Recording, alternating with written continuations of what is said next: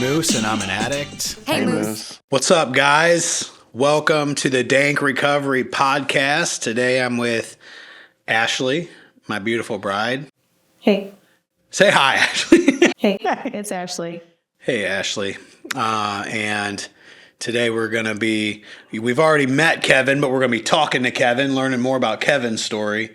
Kevin's a guy that I love, and I'm glad that, he's been here for these. So glad you're here, Kevin. Yeah, glad to be here. Love you too, brother. Glad to be here. Grateful to be here. Grateful to be sober. Welcome to all the newcomers. Happy birthday to all the birthdays out there listening. Yeah, man. So we're chatting with Kevin today, learning more about Kevin's story. Kevin, dude, just I can't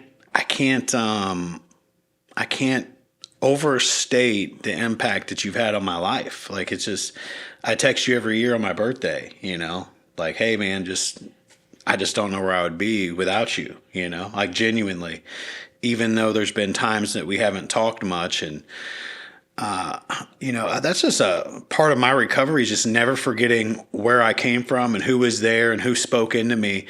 So I went to treatment in 2012. Kevin was a tech there. And, dude, Kevin, you were famous for wearing bandanas back then. You had a bandana. Yeah, I used to dress like a rock star. That was my thing. Yeah. Yeah, rings, jewelry, bandana. I think I had earrings at the time. I don't even, it's been so long. Necklaces. I'd wear a Tool shirt or a Rage Against the Machine. Yeah. I like to wear Iron Maiden shirts. Those were my favorite, Wear some cool boots. Yeah, man. And, like at a state-funded treatment, you don't talk to your counselor that much. I don't really know who my counselor is. Yeah. But you're the guy there from 4 to midnight on the smoke breaks, standing back behind the apartments where we stayed, and just, you're the guy that you get to interact with, So you were like my counselor while I was in treatment, and you just spent a lot of time, dude, speaking into my life, and and even beyond that, just the friendship that we've had since then, it's just, I wouldn't be sitting here with my wife right now if it wasn't for you. Yeah, the irony, obviously I've become a substance abuse counselor, substance use counselor. They changed the verbiage of that. And, but I started as a tech, which is what's kind of interesting, right? Is that the position of peer support didn't exist then. Mm-hmm. Then they created a peer support position. I did that. And then I became a counselor, and you got the peer support position there, which is, just the irony of how things have grown from the time we've met. We've had there's a bunch of like exclamation points in our relationship, which it's just like different periods, and you're always one of those. I was just thinking when you were talking at the beginning, like, you got people that like you feel obligated like to call them or what, but like me and you, it's like we could not see each other for 2 years, but then it's like we never left, man. We're right back, and we got so much to talk about. We can just wing it and talk about anything. Yeah. And you don't have that with everybody. Yeah. And I was thinking, if you're a clinician listening to this, you're like, well, what the hell, Kevin? That's unethical. You can't become friends with your clients.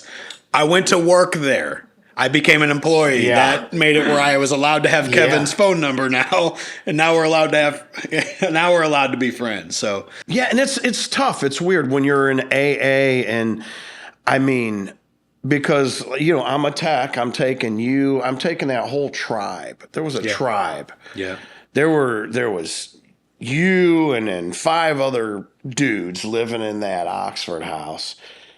And I mean, that was a hot time for us. Yeah. That was one of the greatest times of my life. I mean, I was still new in recovery. You guys were new. I felt like the cool guy because I was dressed like a rock star. I worked at Bridgeway. I was driving the druggy buggy, to the meeting, and everybody. I mean, it was just like we were on fire. Yeah. And it was just so amazing.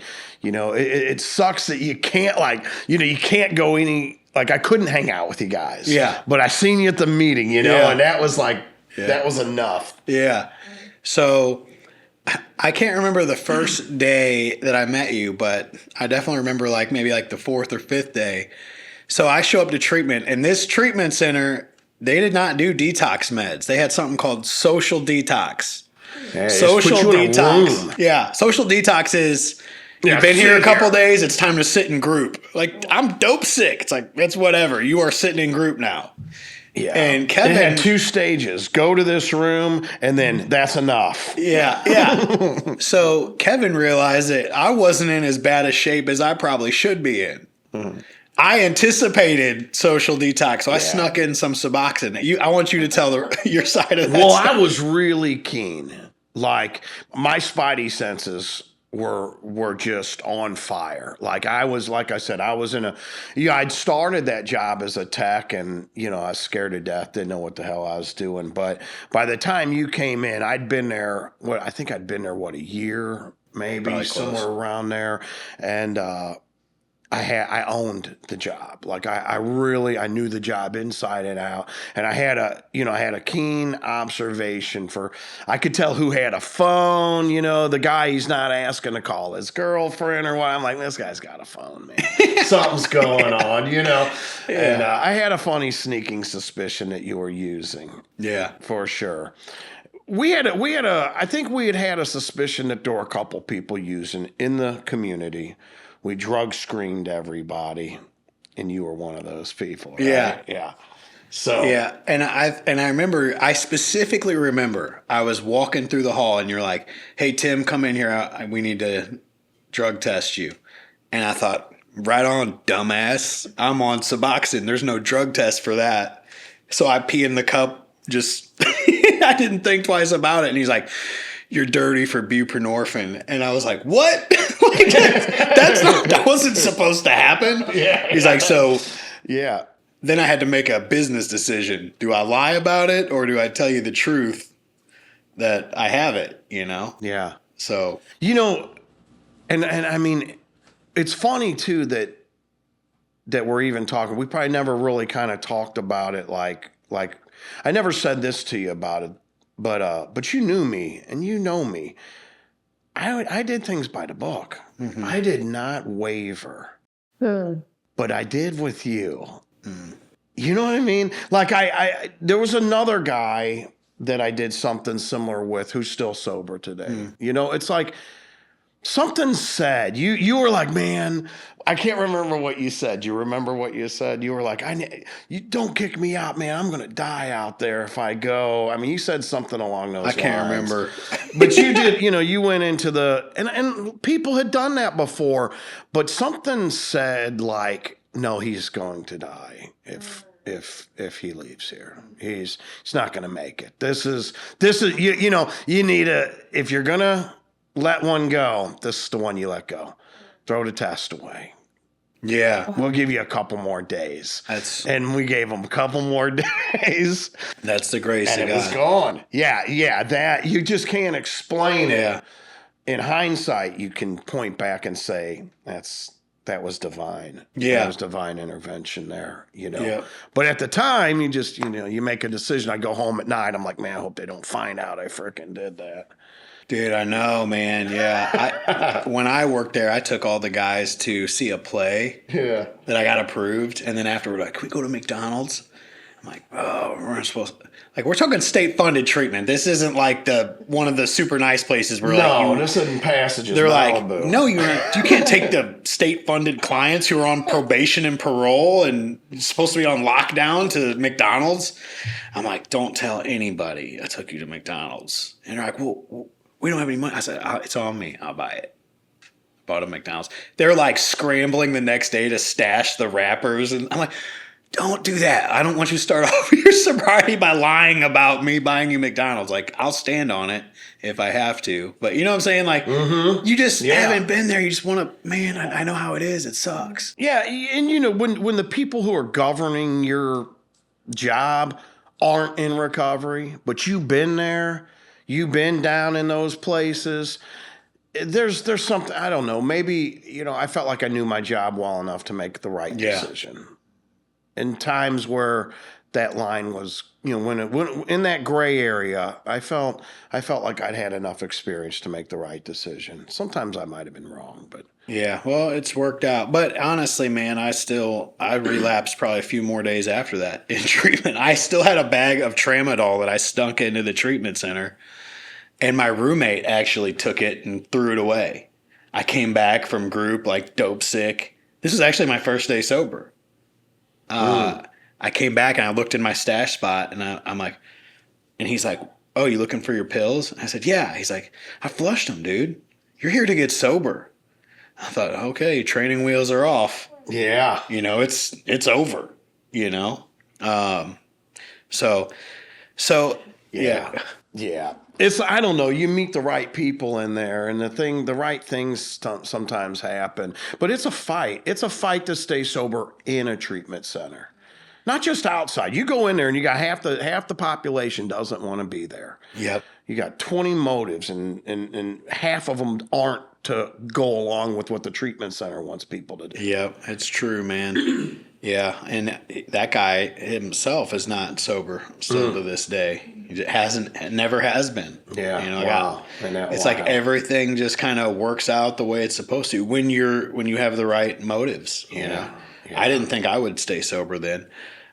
So, like, what was your rock bottom like? How did you get into addiction? Really, how did you end up? Like, what was your rock bottom like?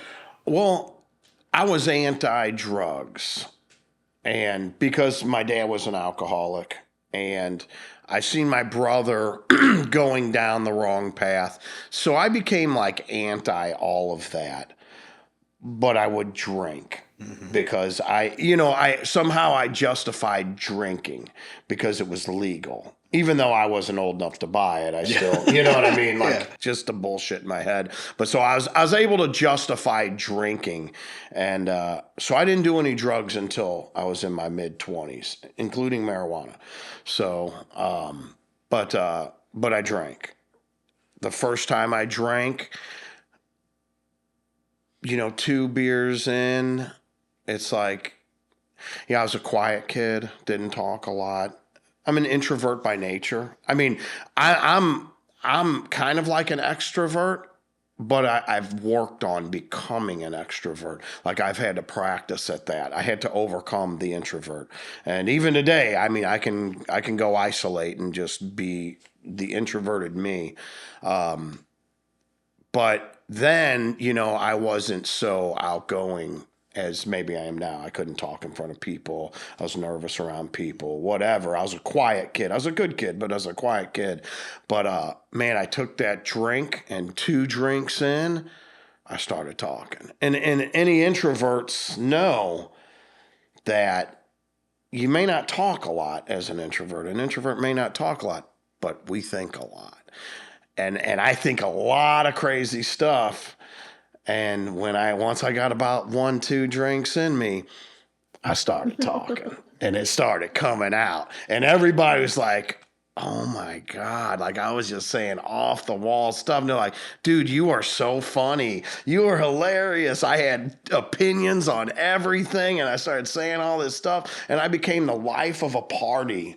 At my friend's house, his mom bought us some alcohol to drink. She bought us some beers for doing some work around her house. We were doing some like landscaping type stuff, mowing the lawn, transplanting some bushes. She bought us some beers, and man, I became the life of the party at that house that night.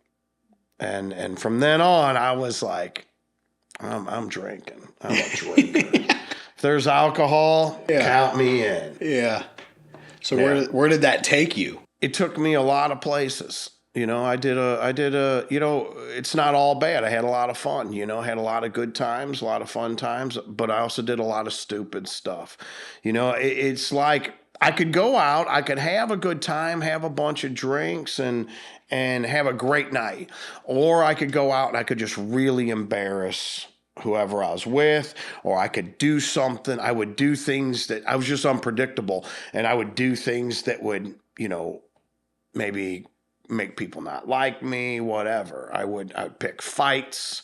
I'd grab girls' butts. I didn't care if their boyfriend was there. It didn't bother. I'd pick fights with guys. I couldn't even fight. I suck at fighting. Yeah. But I'm a good fight picker. I mean, you talk about, I could pick a fight fast. Yeah. I mean, I'm one of the best fight pickers out there. You know what I mean? Like, we could go from friendship to parking lot in a minute. Dude, I swear, like, I definitely qualify as an alcoholic. But for the same reason, I mostly did drugs. Yeah. Because I would go and embarrass myself so bad where I would wake up and be like, you did not do that. Oh my God, you did. Oh. Just reliving the whole night. Then people are sending me pictures the next day of me where I'm like naked. Oh my. And it's not a pretty sight. I'm like, oh my God. And they're just like laughing hysterically and just complete embarrassment. I'm like, I'd rather sit home and shoot heroin than go out and do all that. Yeah, totally. Yeah, it was a gamble. Every time I drank, I was like, man, I hope I do okay tonight. I would think that, like, man, I hope I do all right tonight. See, I need to really pace myself. I think that's part of like what it means to be powerless over alcoholism. It's like, I can't tell you how tonight's going to go. Yeah. I can tell you how I hope it's going to go, but I don't have any control over the outcome. Yeah, and it never occurs to me, maybe you just shouldn't drink tonight. Yeah. No, we're drinking. We're already past that. Now we're just hoping it turns out good. Yeah. Not bad. Am I gonna have a few drinks with friends and have fun, or am I gonna be closing the bar down, snorting coke until 7 o'clock in the morning? Yeah. Am I gonna be smoking crack tonight? I don't know. Let's find out. Yeah, exactly. It's not about gambling. Yeah. Rolling the dice. And I was always adamant, don't do drugs. I mean, mind you, I'm a freaking blackout drunk. Mm-hmm. I mean, I wasn't drinking that often. I had a lot to keep me occupied. I was a salesman. I was working for a company. We were busy. We were doing stuff. But when we had free time, I mean, I worked really hard. But when it came time to party, I partied as hard as I worked. And we would just, once I start, I can't stop, off the chart. And but I was always anti-drugs. But one night I was really freaking loaded, and someone lit up a joint, and I actually know they were smoking out of a bowl, and the first time, and they were passing it around. And I said, give it to me. Yeah. I didn't even know how to do it. So it was like, here, how do you had the carb, the hole or whatever, I had to learn how to do it. And someone showed me how to do it. And, and then, I mean, I'm drunk. And now, 2 minutes later, I'm high. And I look at my best friend at the time. His name was Paul. And he's actually no longer with us. But I looked at him and I said, I'm going to be doing this for the rest of my life. That's what I said. I remember it. Like, I can remember. I was like, wow, this is great. I go, I'm going to be doing this for the rest of my life. Yeah. And, man, I meant it. At the time, I meant it. So, I've never thought that smoking weed while I was drinking. Yeah. I from a young age, like I'd take a couple hits of weed while I'm drunk, and then the room starts spinning. I'm like, that's how I threw up every time. Like, I'm too drunk to be high. Yeah, that happened that night. It did get spinny. But it felt so good at the beginning that every night. Now it became alcohol and marijuana. I mean, from then on. Mm-hmm. It was never go back. And now if I was drinking, and I don't know if you had similar kind of thing, but if I was drinking but there was no marijuana, something was missing. And I was preoccupied with, where are we going to get some marijuana from? Mm-hmm. We got to get more. That's like we'd hook up to watch the game. Everybody's watching a Blues game. I can't. Who could watch a Blues game at a time like this? We need to get some marijuana. Yeah. We got to get weed. We don't have any weed. I couldn't watch So, but if we had weed, there's like, cool. I'm not going to watch the game. Yeah, I relate, but for heroin. Like, it felt like I did not do heroin unless I had some weed to go with it. Like, I had to do both. A lot of people give up weed when they start shooting dope. Yeah. I'm like, I need them both. I don't feel like it really kicked in.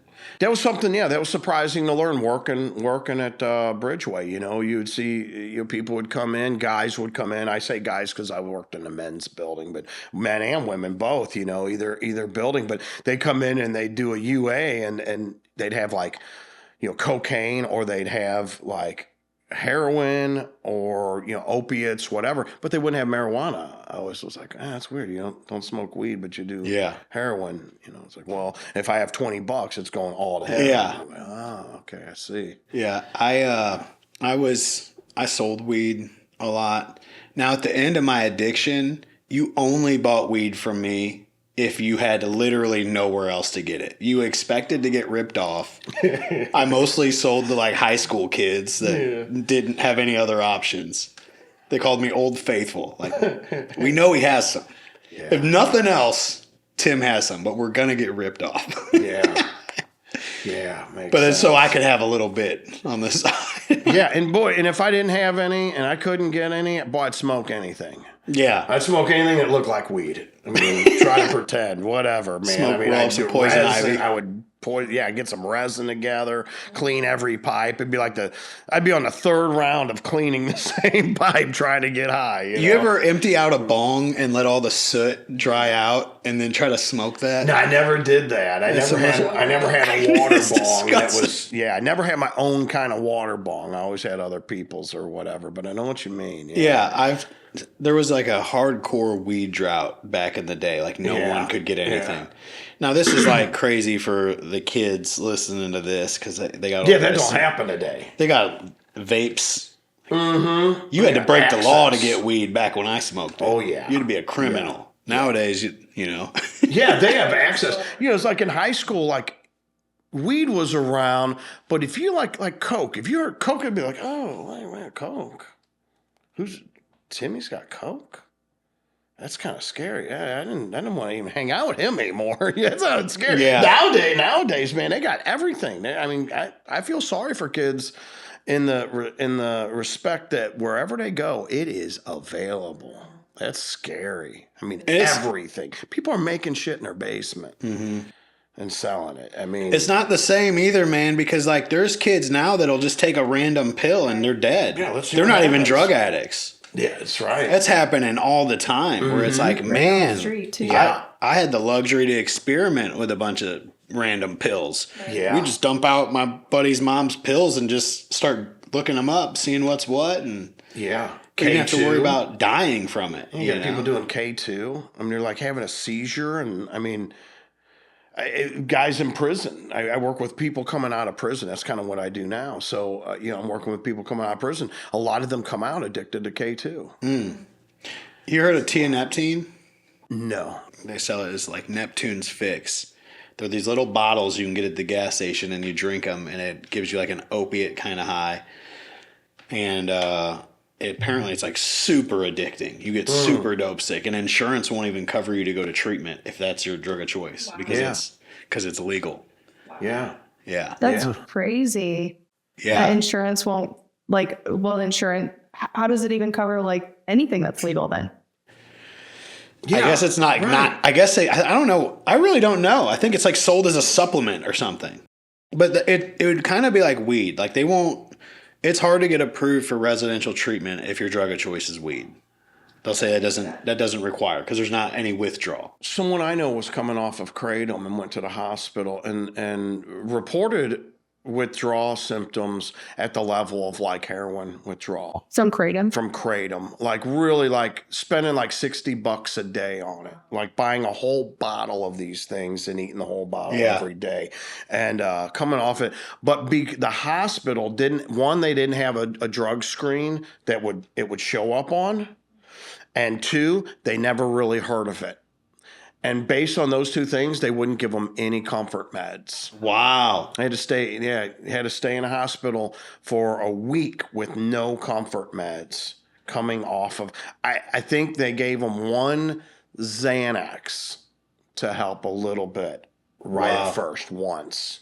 And that was it. That is crazy. Yeah, isn't that terrible? I had a guy at my sober living house. He one of the other guys, after he got kicked out, he's like, well, so-and-so's using kratom. I'm like, well, Thanks for the information. You should have told me that while you were here. Yeah. But I asked him, I said, hey, man, is it true that you're using Kratom? Because they actually always tell the truth when they're leaving. It's kind of funny. When they throw a guy under the bus on the way out, in my experience, it's always been true, which is funny to me. Like, why would it's like they got nothing to lose now, I said, right? are you using Kratom? He's like, yeah, I am. I said, really? He's like, yeah, it's like related to coffee. And I'm like, it's actually true. Kratom is related to coffee. They're like in the same, I don't know, whatever. Same kind of plant Yeah. or something. I said, well, listen, dude, yeah, that is true. But like, I'm related to some people that Yeah. they are. Yeah. Just because we're related Poppies doesn't. have beautiful flowers, but that doesn't Yeah. mean we're, yeah. I'm related to some meth heads. Yeah. I'm related to some alcoholics. Yeah. So just because they're related, they're relatives. He's like, I had no idea, please, man. So I gave him another shot. He never used it again, but it made me feel good. I thought it's giving me energy to get through the day. Yeah. Well, like valerian, they said like it's like similar to like valerian root. Is or it? something? But That's a supplement you can buy at like GNC. Yeah, Walmart. I mean, and valerian root's good for like relaxation, especially when you're going to bed or whatever. But this like 10 times though. Yeah. Supposedly. I don't know. Yeah. I never took it. I seen it advertised, but that's Now, didn't about you it. eventually get into Coke too? Yeah. So Didn't you have a deviated septum? Do you still? never had that. Oh, okay. Never got that bad. I mean, I was on my way. Yeah. It was headed that direction, but it's like fortunately for me, I didn't have the right connections. Thank God, because I might have gotten into worse and worse stuff, but I destroyed some friendships through my drinking, right? That led me back home. That kind of, I was headed that way. I was getting to where I was doing Coke occasionally, and that was going to turn into, I drank occasionally. That became an everyday thing. It was just a matter of time before cocaine became a really, really regular thing. But I can tell you this. When the last few times I was drinking, it was alcohol, marijuana, and thinking, man, I need to get some Coke. I need to figure out a way to get some Coke. Like, again, I couldn't just sit, drink, smoke weed, and watch the game. My mind was like, we need more. We need something more. This isn't enough. Mm-hmm. And I don't know, with alcohol and marijuana, I couldn't get it in fast enough. It was like I couldn't ingest it quick enough. When I'd go to the fridge, I would grab 2 beers because I couldn't. It's like, man, I could not get it in fast enough. I was constantly, my hands, I was paying attention to it one time while I was drinking, and I noticed like my hands were on autopilot. Like, light up a cigarette. Okay, grab the one hitter, clean it out. Cigarette in the mouth. I'm packing the one hitter. Smoking a cigarette. Broke up a little weed and I packed the one hitter. Put the cigarette in the ashtray, smoked the one hitter, back and forth. And then the one hitter's done. Putting a cigarette out. I'm lighting up another cigarette, and then I'm taking a weed. It's like I could not stop. And then I was like, dude, I need to just enjoy the feeling, right? Like someone said, I heard someone one time at a bar, he said, man, just enjoy yourself. You don't enjoy yourself. You just go. It's like, enjoy. Man, you would have loved heroin, Kevin. And I was like, man. So I was like, I'm gonna relax and just enjoy. And I thought, okay, I'm just gonna. And I started, I was watching TV, and then, I didn't it was like I kind of forgot because I'm drinking and smoking weed at the same time, right? So, and then I'm like, shit, I got a cigarette in my hand. It's like, damn, here. And I had the one hitter. I'm already right back in it. Like, my hands were killing me. Yeah. They were just like on autopilot, like trying to kill me. I couldn't get enough. Like, sometimes, like, at a certain point, we don't have a choice anymore. And I think, we're a slave in our own body. And, like, I don't mean to do the things that I'm doing, and I just can't help it. Yeah, I wasn't doing drugs. Drugs were doing me. Mm-hmm. Yeah. It's like, man, they had me. I was like, yeah, it had me. It reminds me of what the old timers would say when I got sober. I've never heard this except at the Sevens. They used to say this all the time. alcoholism's a lot like having sex with a gorilla. It's over when the gorilla says it's over. Yeah, yeah. And it gets to where it's only fun for the gorilla. Yeah. It's not fun for you anymore. Was it ever fun for anyone? At first, you thought it was fun at first. Yeah, I'm just messed up enough. This is a good time. New. It was really new. It wasn't fun. It was new. But Yeah. you thought it was fun. Alcoholics were really hurt when Harambe was killed. They suffered the most. They remembered the good times. So, and that kind of makes me think that, like, you know what, like, AA will say it's a spiritual sickness, and it's like, and I agree with that.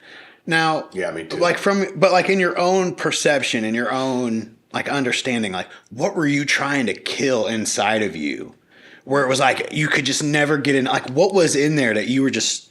What were you looking for? What were you trying to do? Yeah, that's that's a good question, and it's been probably a lot of things. One, I felt like I had a lot of resentment, and I felt like I'd been done wrong in a couple areas, and I drank. I drank to celebrate at one time. I could drink for good times, and but I also drank for bad times. Right, something bad happened, I would drink.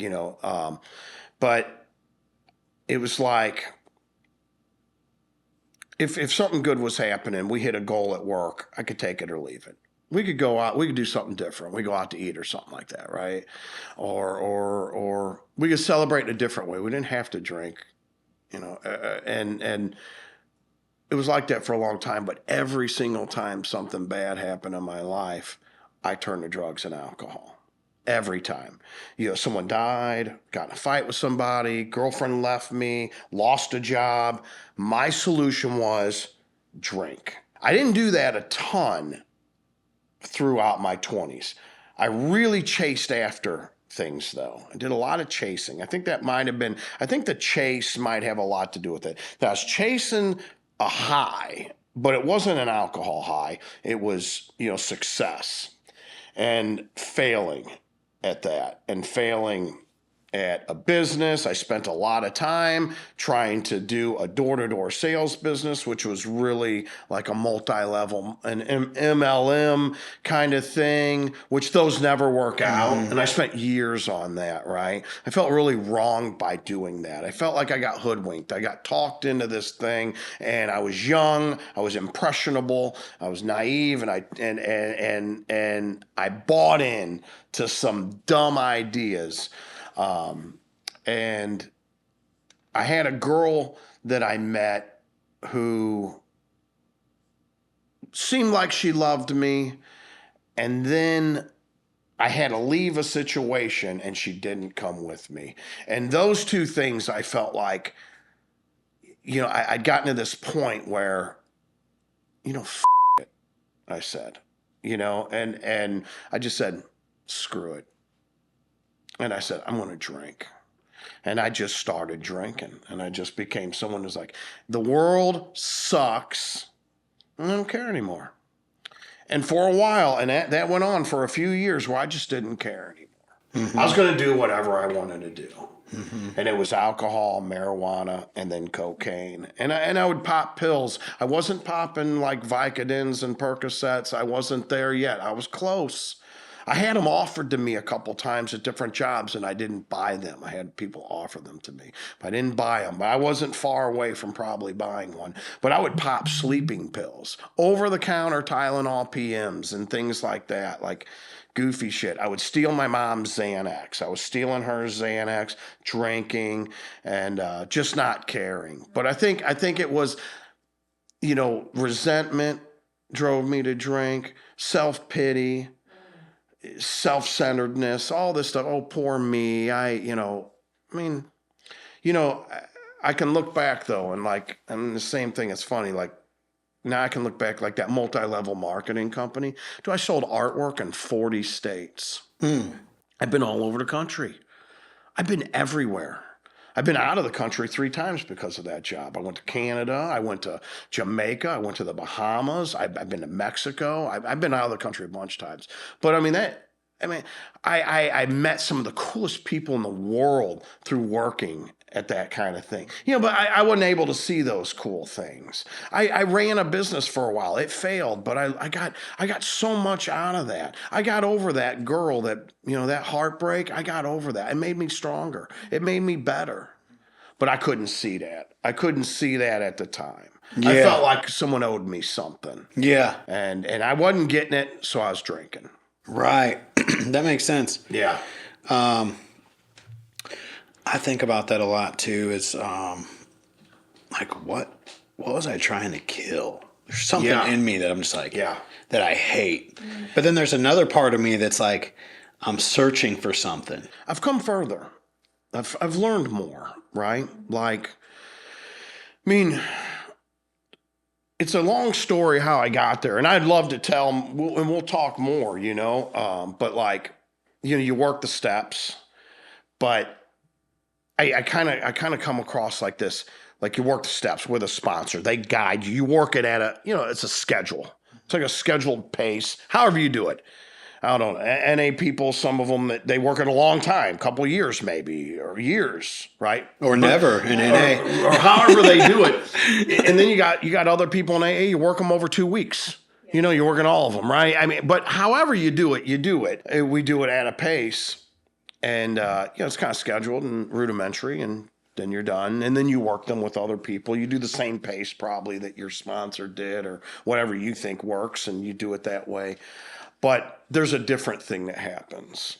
And it's like you work the steps in a different way.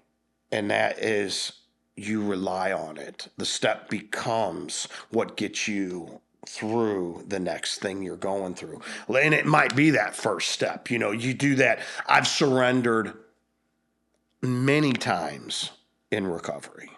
I surrendered once with alcohol and drugs, but I've surrendered many times with many things. I surrender probably, and I mean big things like me being right. I surrendered and said, you know what, maybe I'm not right. I had to learn to surrender in so many ways. I had to learn the first step in so many ways. I had to learn to turn things over to the boss, to the higher powers aren't always God. Sometimes the higher power is your boss, and they want it done a certain way, and I'm not in charge. I turn it over. I let them be in charge. Mm-hmm. Let them have their day. They're the manager. I'm the employee. I'm going to do what they want to do. So it's like these steps. It's like I work them in a different way, and that 11th step, it got to a point, like I've had some points in recovery, don't want to scare anybody, year 13 is my hardest year. It's my hardest year ever out of all of them. And still, so far, still is. 13th year is toughest one. And it was like, I was dealing with some emotional stuff that you could tell your sponsor about it, and I told my sponsor about it. And that, that might have helped. You could go to a meeting, and I could go to a meeting. I could talk about it at a meeting, and it gave you some temporary relief. I had to learn to meditate. I had to meditate. There was no I had to learn to quiet down the circus that's going on in here. Like I had to. It was either go buy a gun, go drink, or figure out how to quiet down this emotional roller coaster that you're on, that I'm on, And I had no idea how to do that, but I had to figure that out. And life forced me to figure that out. I kind of relate it like to being, you're going down the road, and those things on the side of the road, like if you veer off it. Yeah. Like it sucks when you hit those. It's like uncomfortable. Yeah. But those things are amazing. Yeah. Like I rely on those things, even though they're uncomfortable. I rely on them that discomfort puts me back on the right path. Yeah. Well, I'm going down a road that's both sides of the road are like that. Both sides. I started to feel this discomfort that said, you need to figure out, you can't go this way or that way. And if you want to keep going straight, you're going to need to figure out how to stay in your lane. Right. And it's going to take quieting down what's going on in your head, and so I started doing that. And then, then up comes, I started getting quiet. And, I don't know if you ever meditate, but you go to meditate and it's like, well, how long are we going to do this? These are the thoughts you have to quiet down at first. Yeah. Like, how long are we going to do this? What if we have to pee? When are we going to eat? What's for dinner? What about Rosie's? You might need to go, Yeah. Or if she comes and jumps on you or something, like what's for dinner? What about that thing? Or if the phone rings, what about the text? Check your text message first. It's like all but I quiet those down and then, and I get quiet and then something else, and other thoughts might come up but I got better at it. I get better at it. And then one day I get quiet. And then it's another thought, but it's different. It's an impulse kind of thing. Like it's coming out of me. It's not a thought in my brain. It's a feeling that's like, oh, there's a thought attached to the feeling that you recognize it immediately. And my brother is 15. He's drinking with his buddies in the kitchen and they're drinking Jack Daniels. And I'm like 12 years old. My dad's passed out on the couch and my mom's at work. She won't be home till about 1 a.m.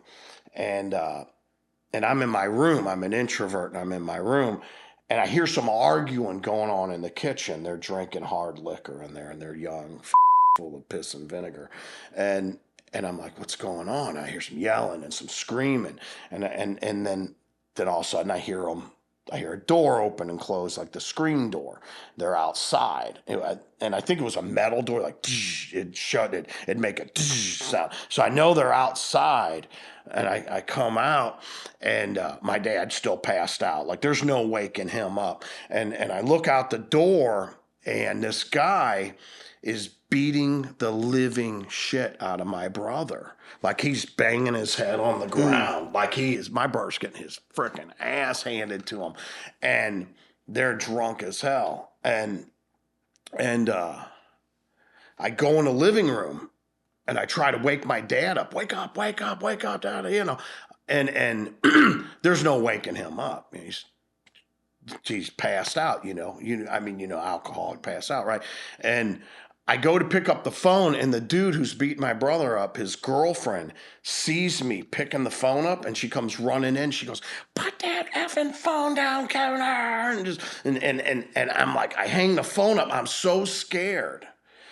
And I need a parent. I need somebody. And there's nobody there.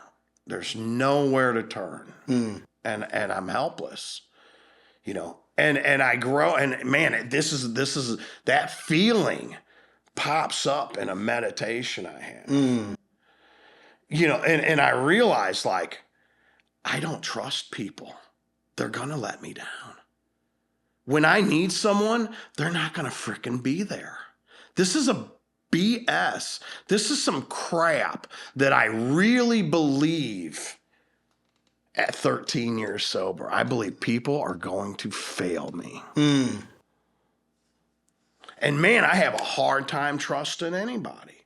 I have a hard time believing someone's actually going to be there when I need them. Dude, that's good though, man. Yeah. I mean, even now, even talking about it, it's the first time I've talked about it on this kind of thing, right? Like I've told some other people, but the liberation I feel from it is like, man, I was carrying that bullshit around for so long. Yeah. And ready to do something drastic about it rather than sit with it a minute. And that's just it. I mean, you nailed it, right? Like it came up, I said, yeah, we're feeling it.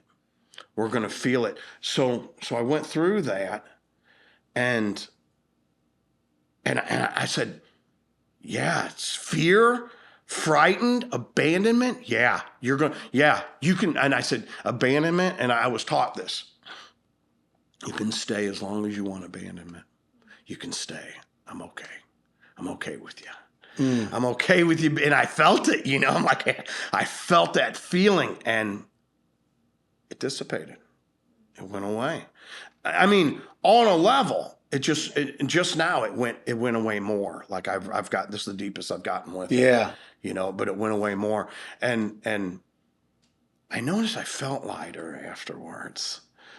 Dude, that's awesome. Yeah. And that's something that comes with time in recovery, because there's things that just rise to the surface if you're actually working on yourself, man. And I've had different ways that I've went about to getting to those, but it's just like praying, like, God, reveal something to me, reveal a lie that I've believed. And like, if you sit in that, man, they will come to mind, and you're like, man, one time I was praying, I'm like, God, show me a lie that I've believed. And it was like, you're not good enough for people to stay. And I was like, whoa, what? It didn't just happen like that, but it did. It eventually came out, and I'm like, and I was thinking about it, like, I do believe that.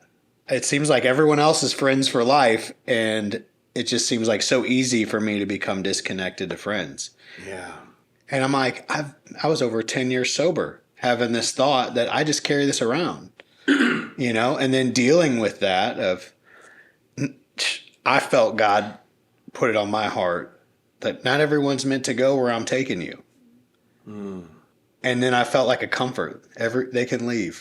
Like what you're saying. Yeah. Abandonment, you can stay here. Like, hey, you can go. Yeah. You're free to go. I don't have to hold on to anything. They're not meant to go. You can stay as long as you want, or you can go, or whatever. I'm okay. If they leave, I'm like, damn, that sucks for you. You don't get to come along for the ride. But it's true. You had anything like that? Any like lies that you carried around? Oh, yeah. I don't really like being put on the spot. But yeah, no, I relate to everything that you've said. So like even the way that you drink and all the things, but yeah, I mean, abandonment and rejection, like huge, just like not having my dad there and like all my daddy and mommy wounds, like looking around where somebody was supposed to be protecting me and they weren't, and it makes me think of my kids and like, just how grateful I am that like they get sober parents, and I don't know. I think that there's so much hope too in just saying like, I had this amount of time and I still dealt with emotional crap. You know what I mean? Like things still cropped up, and I don't know. I think that there's like hope there. So thanks for sharing that. Yeah, it's an ongoing process of sanctification and recovery where God just works on you, and it does not happen overnight. It's like, I thought at a year sober, I'd have all the answers. Right. Like not even now, if someone's like, I have a year sober, I'm like, oh, so you're brand new pretty much. You don't know yourself yet. Yeah. And, I'm not a victim. I'm not I didn't have this horrible, scary childhood, but there's some events that happened in my childhood. There's some things that happened that, I went around AA and said, and I said this, honestly, so I was being honest, like I really didn't have an excuse for drinking, but I can tell you, yeah, I did. I actually had a couple, it's like, okay, yeah. But before it's like, it felt normal, right? I dated this girl and lived with her, and she had kids, and her kid would be standing at the kitchen sink, and she'd come up behind him and she'd put her arm and kiss all over him, And my mom, she helped me when my mom passed away, and she would come up to my mom, and she'd go behind her and she'd put her arms around her and she would just kiss all over my mom.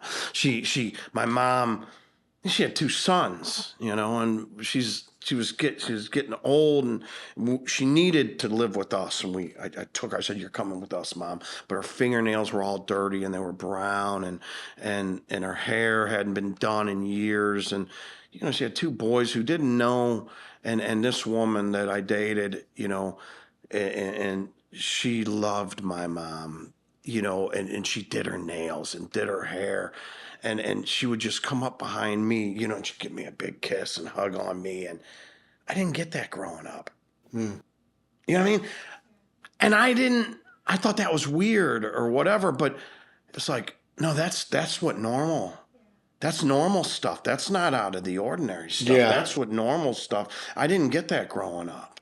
But looking back, I thought I had a perfectly normal childhood. No, I didn't. Yeah. Not really. Did you do ACA?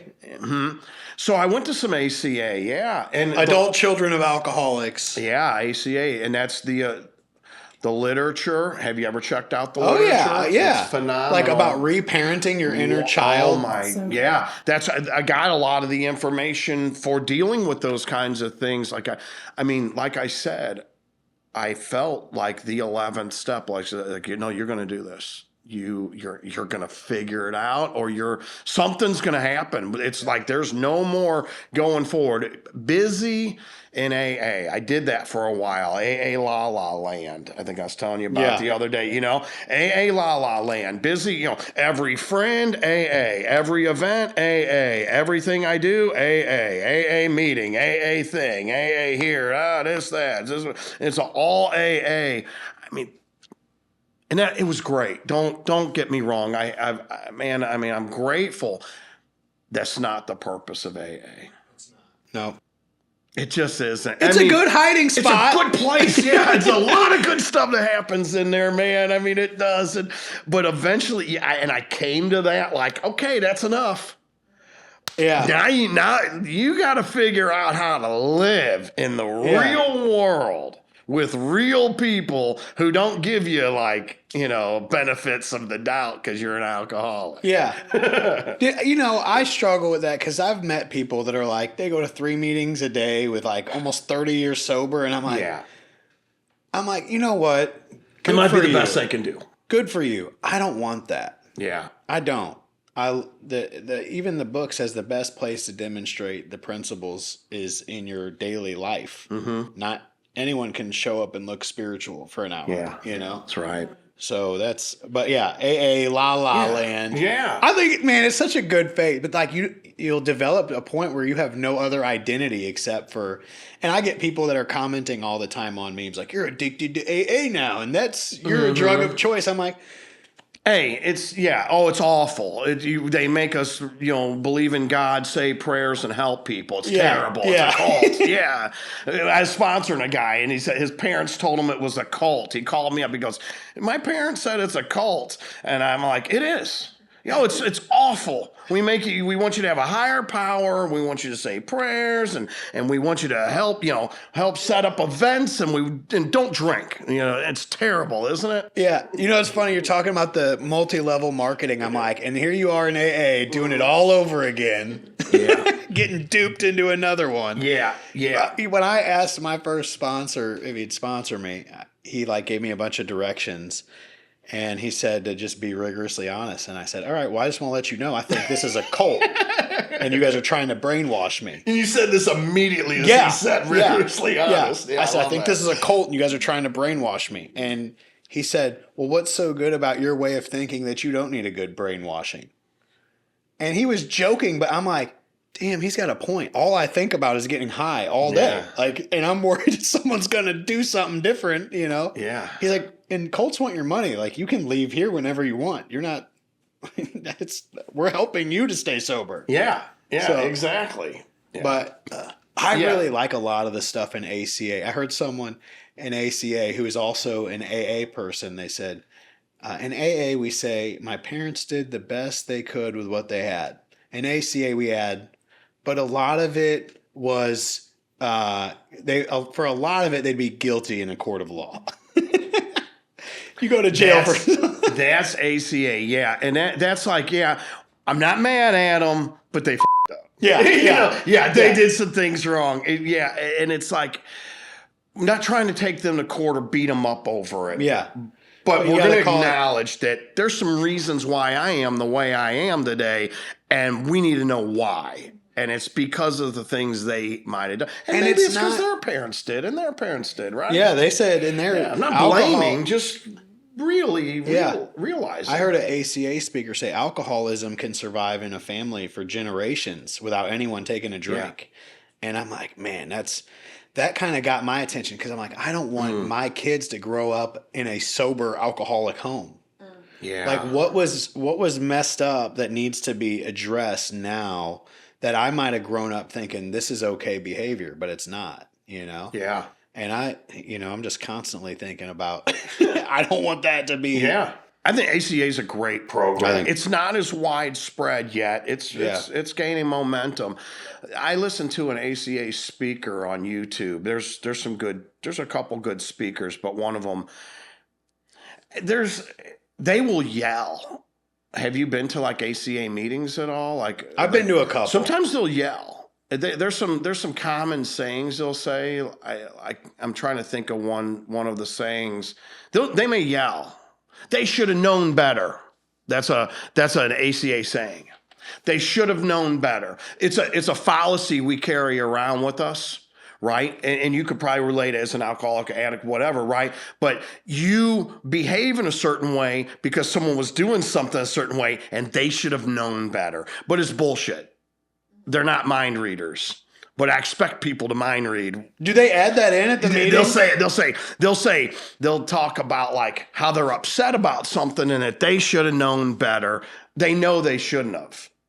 They just say it. So it's more like a common thing. Like they're saying, that's a type of thinking that they should know better than to act a certain way when I'm doing something, Yeah. I'm going to, and there's a lot of like someone disagreed with me at work and I'm like, well, I'm stepping off this committee, because you don't agree with me? Well, I'm going to show you the 7-year-old that didn't get enough love and taking his toys home with him. Yeah.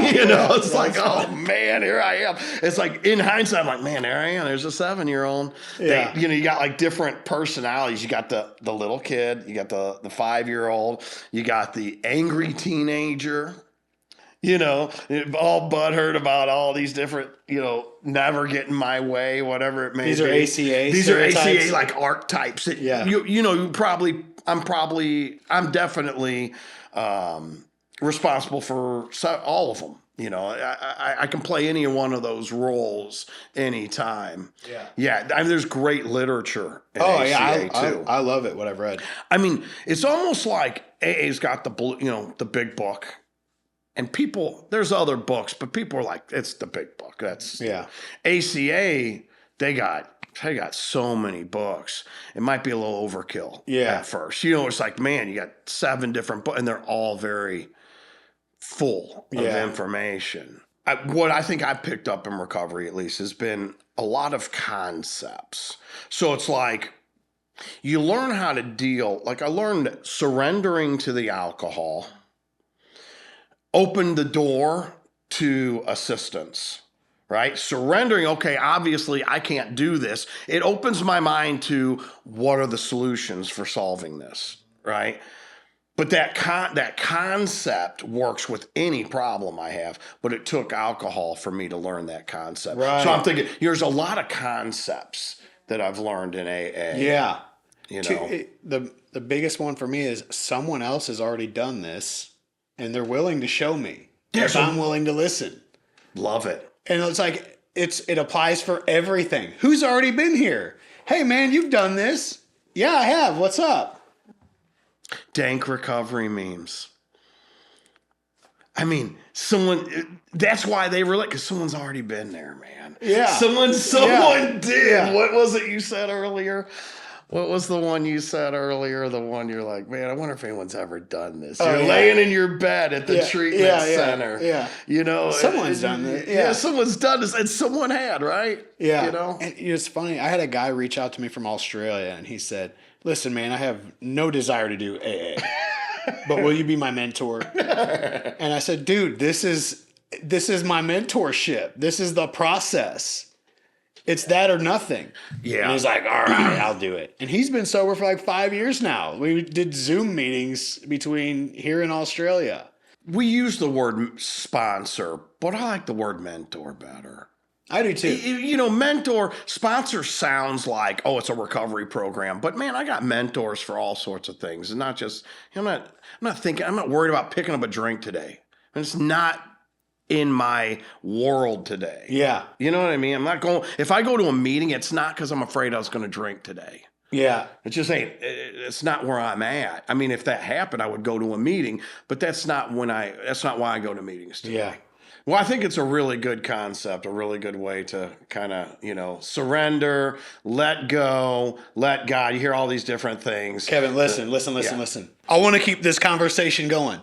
But for now, we got to land the plane. I just want to thank you for listening.